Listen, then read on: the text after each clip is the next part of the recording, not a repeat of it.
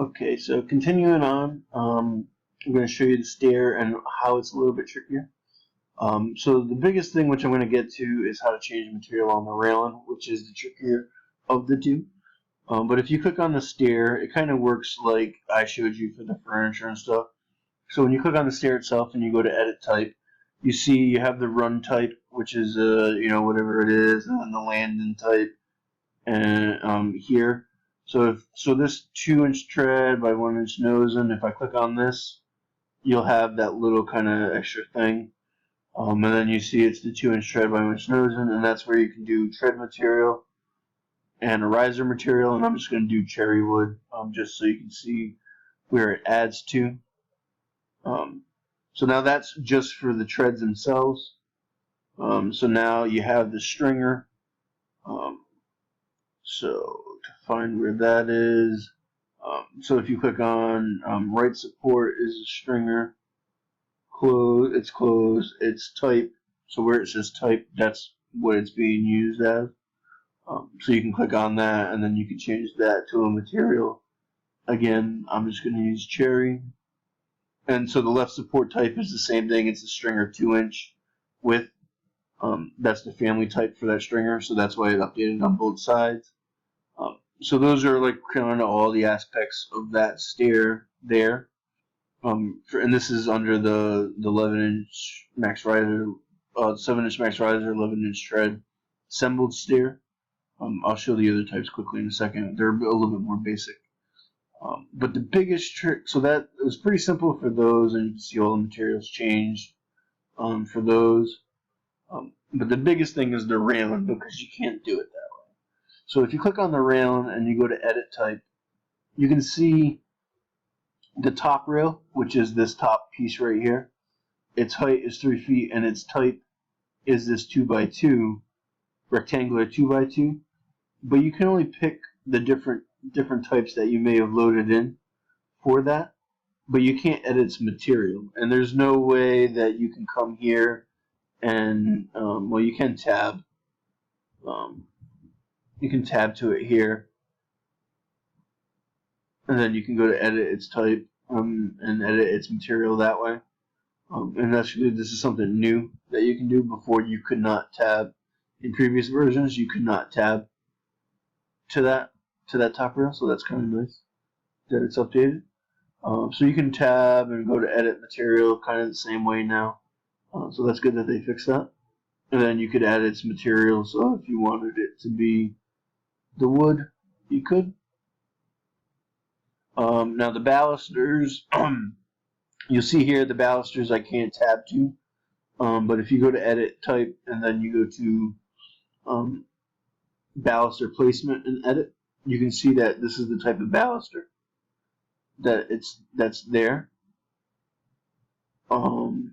And this one they haven't fixed yet, so good. I can show you on this one. Yes. So you can see for the baluster, you can't see material. Like it shows you the type, so it's a baluster square 3/4 of an inch. But it doesn't show material anywhere. And let me just double check if it doesn't say baluster material anywhere. No, I don't see it. Okay. So this is where you have to take note of that baluster. So I just want to see again, it's square 3/4 of an inch.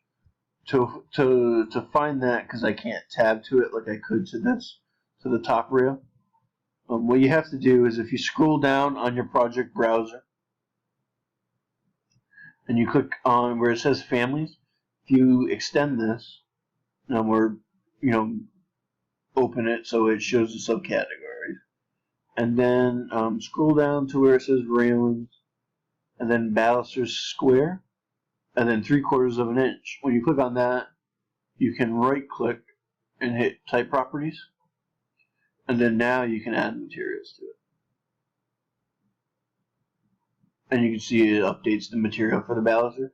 Now this is the same way that before you had to do the top rail, because in previous versions of Revit you could not tab to the top rail. So that top rail is a 2x2. So obviously, like I said, you can edit it like I showed here. But if you had to, again, you could go down to the railings, hit top rail type, rectangular 2x2, right click, hit type properties, and then, you know, since I've already changed the material because I could get to it, you could, but you can change it that way. And then this is actually the families. This is actually every single family that you load in.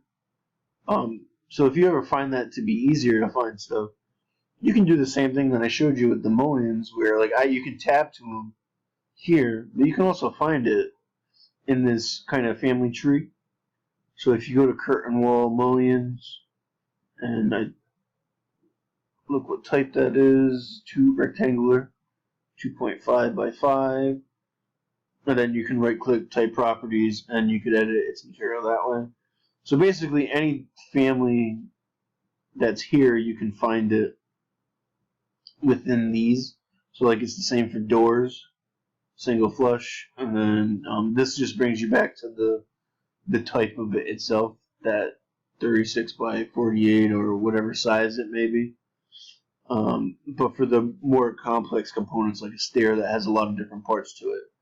So you can do the same thing for stair, and you can find the treads in the stringer. So that stringer that I was able to change by the properties. So that stringer 2-inch width, you know, I can find it, you know, here with the stringer 2-inch, and then if I click on like assembled stair, that shows the assembled stair type.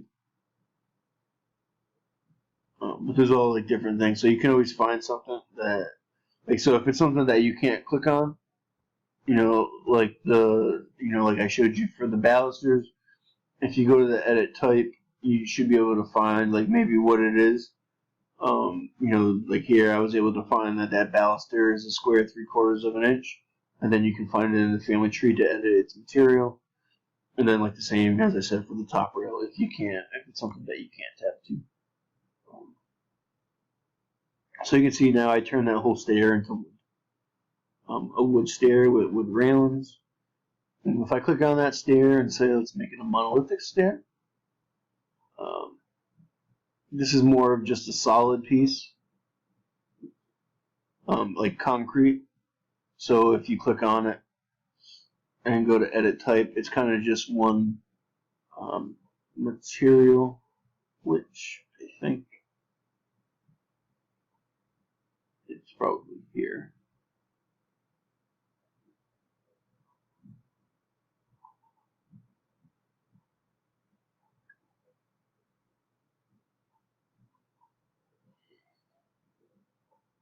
So for the monolithic stair, if you come and you click on the run type where it says 3/4 inch nosing, if you click on this has it where it brings you to that, and then you can see its material. So you could do a different concrete or whatever it is. I want to do that one just so you can see the difference when you switch the material. So you can see the materials now switched, and then you can do the same thing where you can come to monolithic run, find 3/4 inch nosing, and then change it by the type properties. It brings you back to that type properties window. And then, you know, the same for a precast stair. If you click on the precast, edit type, its run type is a 3/4 nosing by 6.5. And then you can click on it and change its. Now I'm just changing these materials, but it's made something that you want to, you know, duplicate the stair for the type first.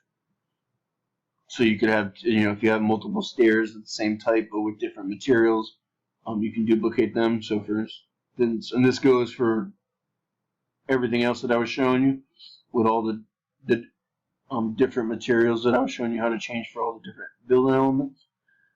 Oops, I only want to copy one. So this is, say, this is one stair in your building that you want to look like that, but this one you want to have a different look. First thing you can do is duplicate the stair and then change its material. So first thing you'd probably want to do is duplicate the stair.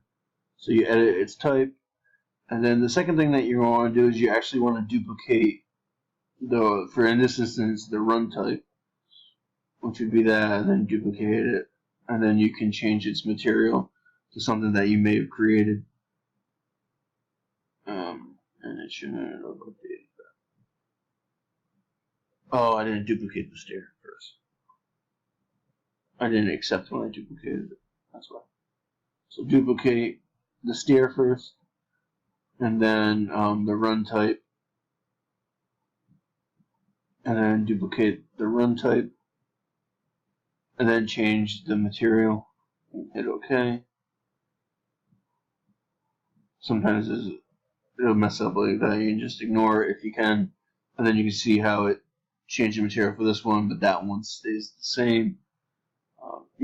The same to it.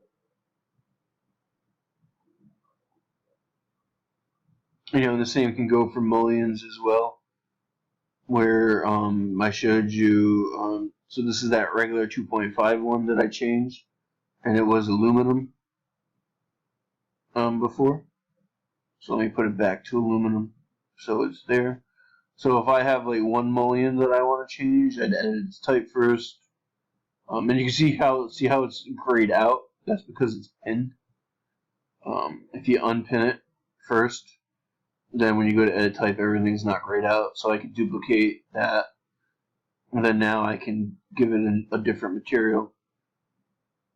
So now just that mullion will change, and then I can actually select. So now this mullion type is 2.5 by 2 with a 2 at the end because I duplicated it and given it a new name. But now I can select multiple mullions, depending on how many you may want as a different material, if there is.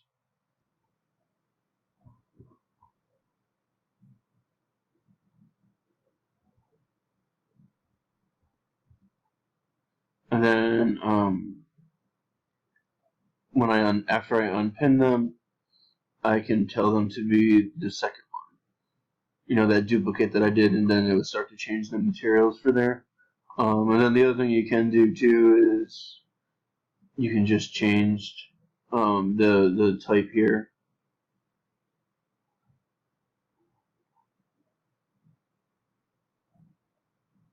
So I'm just going to do a second copy of that window. So for this window, so I'm going to click on it and edit its type, and then you can see, if I expand this, you have your different mullions. So for the border, I can pick as that second mullion, and then the horizontal, I can do the same. So now vertically and horizontally, all the vertical mullions will change to that new mullion type. Now you can see it changed it for both. So if I undo, and I want this one to be different, first thing I would do is duplicate the storefront, so it's storefront 2, or rename it to something else if you want to rename it to something, and then change the mullions, the mullion types.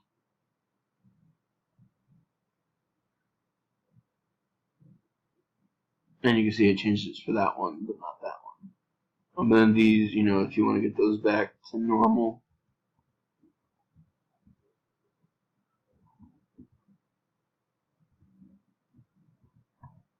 you can just click on them and switch them back to what they were, and then repin them. So their notes has change as necessary. And then, so that kind of what a method there that I was showing you, where you want to duplicate first, that's probably stuff that you want to do for like pretty much any element, build an element that you may be doing, whether it's a door or window or anything like that. So that's pretty much it for this tutorial on adding materials to building elements. I think that should be enough information for you guys to add materials to everything in your project. If not, ask me the question, and I can create a new tutorial if it's something that's general.